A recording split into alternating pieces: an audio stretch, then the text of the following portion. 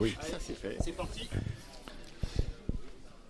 On a l'antenne là. Ouais. Eh bien c'est parti. Bienvenue sur Canal Turf. C'est une première. Durant tout le meeting d'hiver, lors des grandes courses, les 4 préparatoires, on parle du Grand Prix de France, on parle également après du Grand Prix de Paris.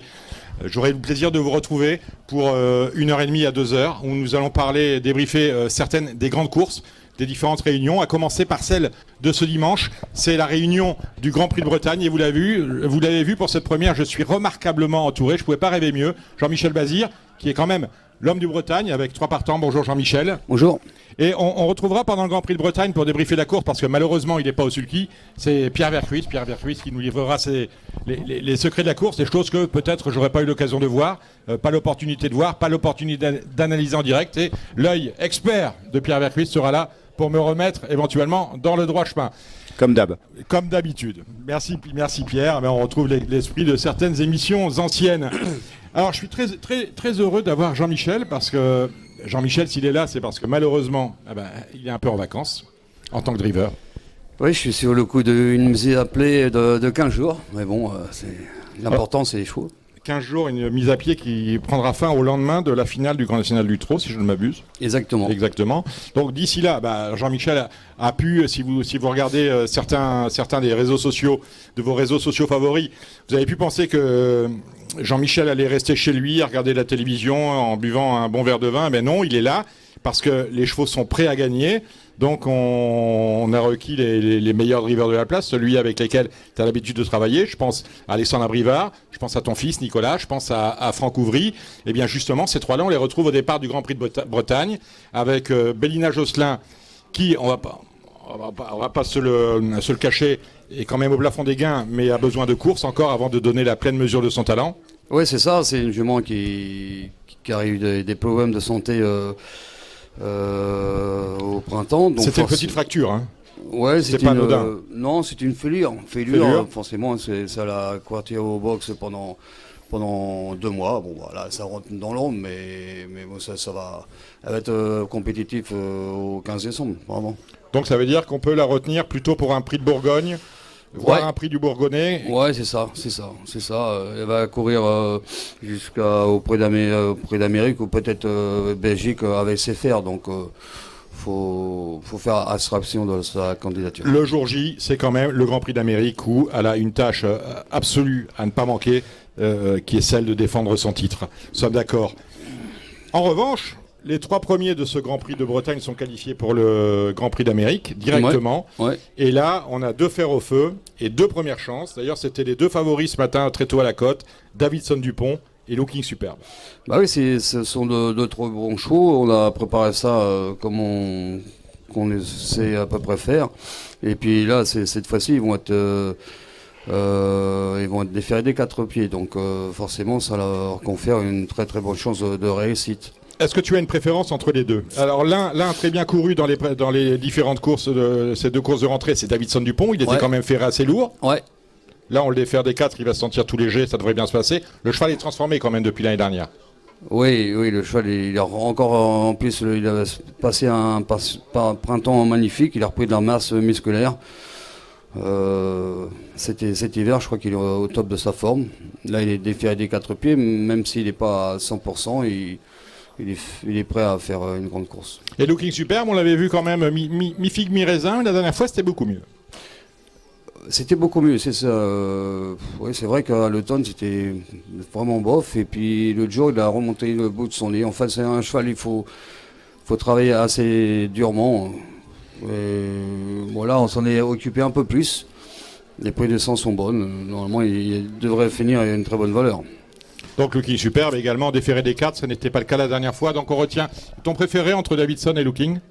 Davidson, il a plus de classe. Hein. Ouais. Donc on retient, sachez-le, Davidson en tête, Looking derrière. 2 autres partants dans cette réunion de Vincennes. On a Once for All Face. Qu'est-ce qu'on peut en dire?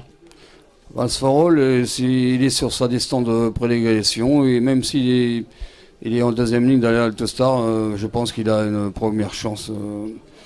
Il est bien sur sa distance. Il a un bon driver, il est différé des 4 pieds. Le lot est très homogène. normalement, il va disputer les premières places. Donc, Once for All Face, c'est dans la 5e course. Sur le podium, selon Jean-Michel, il est associé à Eric Raffin. Et on a, pour conclure cette journée à Vincennes, parce que tu as d'autres partants à Graignes, Diana Berry. Bah, Diana, c'est parfait. Il a gagné il y a 3 semaines sans faire une course trop dure. Là, il est très bien engagé. C'est une première chance logique. Et Donc, confirmation attendue.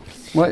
On va laisser sur Graignes, parce que je ne suis pas sûr que Graignes on puisse jouer sur les sites. Non. On a d'autres partants, on a Fréja Dupont.